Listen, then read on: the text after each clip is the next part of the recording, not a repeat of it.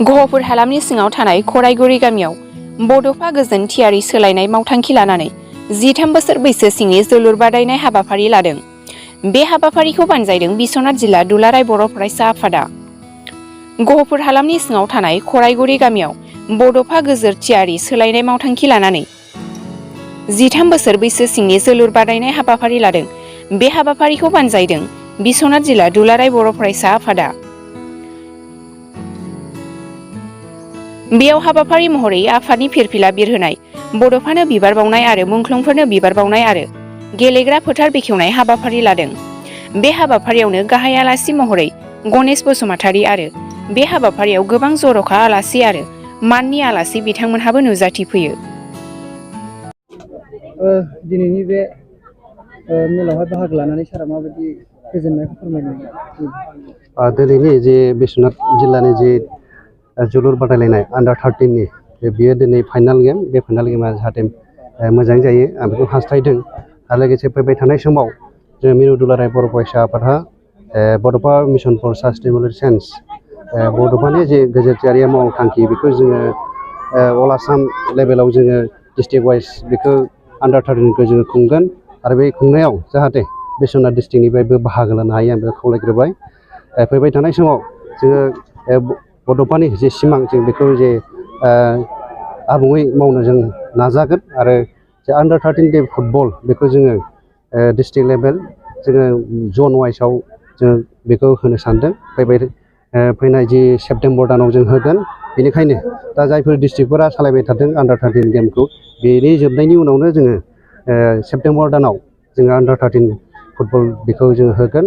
बे जना जाहैबाय मोनसेया जाबाय बाक्सा जन आरो मोनसेया जाबाय सनितपुर जन आरो मोनसेया जाबाय साउथ कामरुप जन आरो मोनसेया जाबाय गलाघाट जन। बे मोनब्रै जनाव जोङो आसाम नाङैनो जोङो जिल्लाफोरनिसिम जे जिल्लाफोरा जि बाहागो लागोन बे जथेस्थ' जे जोंनिसिम जे सौफैदों बियो 24-24नि जे टिम बियो जाहाथे जागोन आं बेखौ मिजिंथिबाय। आरो जोंनि जे दिनैनि जे फाइनाल खेल बे फाइनाल खेला मोननैबो टिमा जाहाथे मोजाङै गेलेनानै गावसोरनि रोंगौथिखौ देखायनो हायो बेखौ आङो मिजिंथिबाय।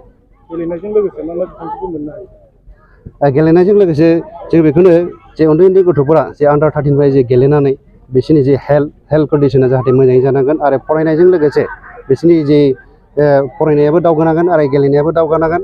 बेहाय आन्डार 13 निफ्राय जे गेलेगिरिया जे जौगालांगोन बेहाय जोङो स्टेट लेभेलाव जे सुजित नार्जारिनि जे आन्डार 13 गेम बेयो जागोन आरो 17 दङ बेयो सन्तोष लहकर होननानै मिथियो अल आसामाव बेनि ट्रफि जागोन आरो 19 इन्दु हाजरिका होनो बेबो आसाम लेभेल जायो आरो आन्डार 21 बे नेसनेल गेम जायो आरो बेनिफ्राय नेसनेल लेभेलसिम जे बियो स्टेट लेभेलाव जायो आरो बिनि उनाव जायखिया जायफोर जे गेलेगिरि मोजां बिसोरो जे इन्टारनेसनेल लेभेलाव जे ISL जानाय बेहाय बाहागो मोनगोन आरो बिसोरनि जि रोंगौथिया बेहाय जायनो मोजां गेलेगोन बियो चान्स मोनगोन आरो बे ISL गेलेनायाव जायफोर बाहागो मोनगोन बिथांमोना गावनि सुबुं दोनबो जानो हागोन।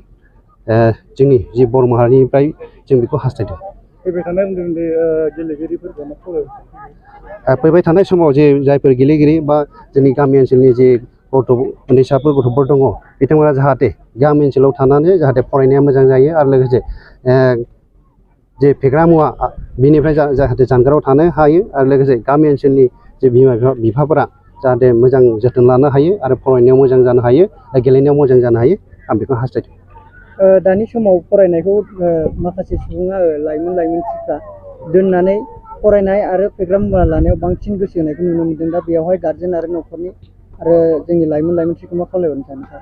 आं बेखौनो खावलायनो सानदों जे गामि ओनसोलनि जे बिमा बिफाफोर जे दिथागिरिफोर बिसोर जाहाथे बे फरायसुलि बिथांमोनखौ जाहाथे नोजोर लाखिनांगोन जे गथ'आ बबाव थांदों बबावहाय मा खालामहैदों बा सोरजोंबा जि बे खामानिफोर जे गुबुंले खामानि मावदों नामा बेफोरखौ जे नोजोर होनांगोन आरो लोगोसे बैफोर गथ'फोरा जाहाथे स्कुलाव थांगोन ना थाङाखै बा फरायनायाव मोजां जागोन ना जायाखै बेफोरखौ दिथा होनांगोन आरो लोगोसे गामि ओनसोलनि जि रायजो राजाफोर दङ बेफोरो जोथोन लानांगोन जाहाथे फैबाय थानाय समाव जे गेलेगिरि बिथांमोनहा बा फरायनायाव जाहाथे गोसो होयो गेलेनायाव गोसो होयो मिजिंथिबाय आं। जोंनि मिडियायाव बरायनाय जाबाय सारमोनखौ। दा दिनैनि जिहेतु थांनाय बोसोरबो 13 बोसोरनि हौवासा गथ'फोरनि जोलुर बादायलायनाय जादोंमोन, थिग बिदिनो देग्लायबो 13 बोसोरनि हौवासाफोरनि बादायलायनाय जादों। बिनि सायाव बिनि सोमोन्दै एसे फोरमायनो। गिबियावनो खौरां बुथुमगिरि लोगो नोंथांमोननिसिम बिश्वनाथ जिल्ला दुलाराय बर' फरायसा आफादनि जानानै अननाय आरो सिबिनाय आरो खुलुमनायखौ बावहरग्रोबाय। थांनाय बोसोरनि बायदि देग्लाय सोनाब गुफुर दख'रा दुलाराय बर' फरायसा आफादनि बेन्दोंनि सिङाव थानाय नैबे खरायगुरि गेलेग्रा फोथाराव बिश्वनाथ जिल्ला दुलाराय बर' फरायसा आफादनि बानजायनायाव जिल्लानि सिङाव थानाय गासै मोनद' दख'रा आफादनि 13 बोसोर बैसोनि सिंनि उन्दै हौवासाफोरनि जि गेलेनाय बादायलायनाय जोलुर बादायलायनायखौ दिनै नैबे गेलेग्रा फोथाराव खुंफुंनाय जादों। फुंनिफ्राय लानानै आफादनि गोथार फिरफिला बिरहोनायनिफ्राय लानानै बड'फानि मुसुखायाव बिबार बावनाय हाबाफारि आरो मुंख्लंफोरनि मुसुखायाव बिबार बावनाय हाबाफारिजों जागायनानै दासिमहालागै मोनथाम दख'रानि गेलेगिरिफोरा नैथि राउन्डआव थांनानै दं। दा खोब गोजोननाय मोन्दों जोंनि ओनसोलाव बेबायदि उन्दै उन्दै गथ'फोरखौ लानानै मोनसे जोलुर बादायलायनायाव मोनसे थुलुंगाखां होनाय बे हाबाफारिखौ लानानै दिनै जों बिश्वनाथ जिल्ला दुलाराय बर' फरायसा आफादै जों जोबोद गोजोननाय मोन्दों। आसा खालामो जोंनि बे जिल्लानि सिङाव थानाय जि लाइमोनफोर 13 बोसोर बैसोनि सिंनि जि हौवासाफोर बा हिन्जावसाफोर बा बेबायदिनो 15 बोसोरनि आरो 18 बोसोरनि जि मोजां गेलेगिरि हौवासाफोरखौ बा हिन्जावसाफोरखौ जोङो जाहाथे मोजां गेलेगिरि खालामनो हायो, बे मोनसे थांखिजों जोङो जि बड'फा गोजोरथियारि सोलायनाय मावथांखि बे थांखिखौ लानानै जि मिरु दुलाराय बर' फरायसा आफादनि बिथोन बायदि जोङो नैबे हाबाफारिखौ मावफुंनाय जादों। आरो बे समाव फरायसाफोरखौ दिनैनि जिहेतु जाय मोजां गथ' जोङो बिश्वनाथ जिल्ला दुलाराय बर' फरायसा आफादा नैबे बादायलायनायनि गेजेरजों जोङो जिल्लानि सिङाव थानाय गासै 20 साबसिन गेलेगिरिफोरखौ जों सायख'नानै फैगौ नैबे आगस्ट दानाव जोङो 1 दाननि थाखाय जोङो फोरोंथाइ बादा जोङो बिथांमोननो होगोन। जोङो सासे मोजां फोरोंगिरि जोङो बिथांमोननि थाखाय सासे कचनि बेबस्था जों खालामदों। बिथांमोनखौ जोङो मास मोनसेनि थाखाय जों फोरोंथाइ होनानै जोङो दुलाराय बर' फरायसा आफादजों खुंजानो गोनां जि 13 बोसोर बैसोनि सिंनि जि जोलुर बादायनाय बेयाव जों बाहागो लांगोन आरो जोङो इयुनाव जाहाथे जोङो बे गेलेगिरिफोरखौ जोङो डिस्ट्रिक्ट लेभेल, स्टेट लेभेल बा नेसनेल लेभेलाव जोङो गेलेहैनायनि जों मोनसे खाबुखौ जों बिथांमोननो खालामनानै होगोन। आरो बे समाव जिहेतु दिनै उइनार हिसाबै फार्स्ट प्राइज जोङो बेयाव बान्था हिसाबै जोङो सेथि बान्था मोनगिरिनि थाखाय जोङो 10,000 रांजों जों मोनसे ट्रफि जोङो होनो आखायाव लादों आरो नैथि जि रानार्स आप बिथांमोननि थाखाय जोङो 7,000 आरो ट्रफि गंसे जों होनो आखायाव लादों।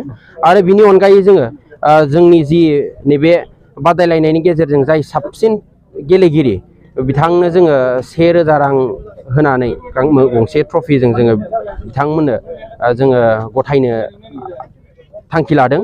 दा जोङो खोब गोजोननाय मोन्दों दिनैनि जि हाबाफारि बे हाबाफारियाव जोंजों हांख्रायनानै लाबोजादों मिरु दुलाराय बर' फरायसा आफादनि गेलेमु नेहाथारि मानगोनां गणेश बसुमतारी सार आरो जोंजों लोगोसे बे दिनैनि बे बादायलायनायाव जोंजों मिरुनिफ्राय बाहागो लाफैनो हादों बुंथिगिरि आबिद नार्जारि सार आरो जोंजों लोगोसे मिरुनि दैदेनगिरिफोर दं।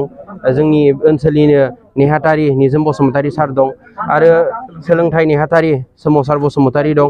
आरो जोङो खोब गोजोननाय मोन्दों दिनैनि बे बादायलायनाय हाबाफारियाव जोङो जोंनि गफुर जिल्ला जि क्रिया हन्थानि आफादगिरि जितेन बरुवा सार बिथाङाबो नुजाफैगोन आरो जोङो खोब माने गोग्गानानै बा जोङो दिनै गोजोननायजों जोङो बिथांमोनखौ जोङो बाख्नायनांगोन। दिनै जोंनि खाथियावनो थानाय जि हलंगि 12 बेटेलियन NDRFनि इन्सपेक्टर साराबो जोंजों लोगोसे दंफायो आरो बिथांमोनहा दिनैनि बे खेलखौ खुंफुंनायाव बिथांमोननि जि टेन्ट बे टेन्टखौ जोंनो जगायनानै बिथांमोनहा हेफाजाब खालामदों। बेनिखायनो बिथांमोनखौ जों बिश्वनाथ जिल्ला दुलाराय बर' फरायसा आफादनि जानानै गोसो गोथारै जोङो साबायखर बावदों आरो जाय सुबुंफोरा दिनैनि बे हाबाफारिखौ खुंफुंनायाव राङारि बाबै जोंनो अनसुंथाइ होनानै दिनै हेफाजाब खालामबाय बिथांमोननिसिमबो आङो मुंफोरखौ मुंख'आलाबानो साफ्रोमनिसिमबो बिश्वनाथ जिल्ला दुलाराय बर' फरायसा आफादनि जानानै बिथांमोननिसिम रोजा रोजा साबायखर बावदों आरो आसा खालामो इयुनावबो जोंनि लाइमोनफोरखौ जोङो मोजां लामाजों दिन्थिनायाव जाहाथे बयबो आग बाग लागोन बेखौ आङो आंनि गोसो गोरबोनिफ्राय बयनिसिमबो गुरै खावलायहरनाय थाबाय।